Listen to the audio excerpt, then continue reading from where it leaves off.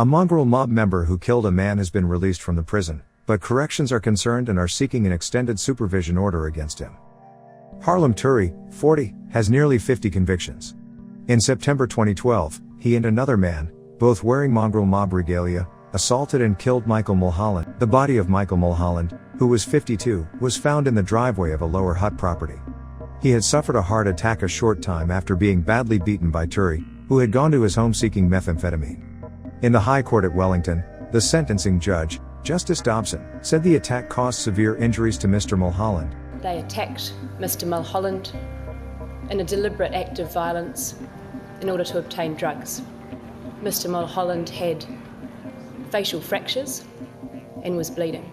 He says the stress caused by that assault brought on his fatal heart attack that night, including fractures to his nasal bones and an eye socket and broken thyroid cartilage in his neck.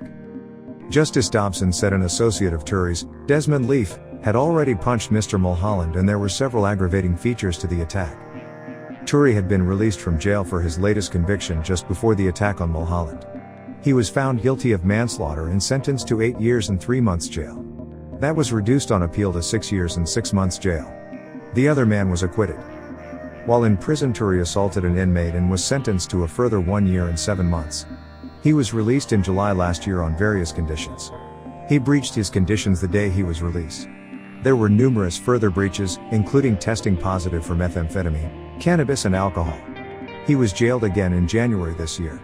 Following his release, he failed to comply with conditions again and was arrested in Northland for driving and other offending. He was jailed in February and released on July 4th. His original parole conditions expire on July 23rd.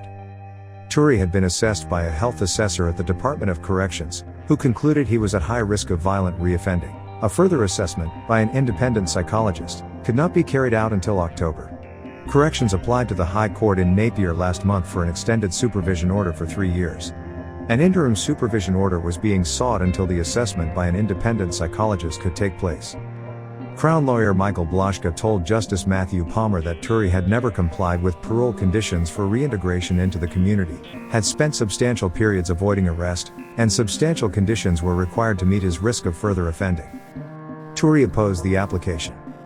Justice Palmer said Turi's offending was not as bad as others I have seen, but he accepted there was a pervasive pattern of serious violent offending.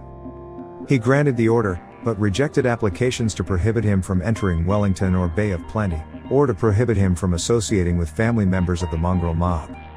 Turi must not contact the family of Mulholland, and must live at an address approved by a probation officer.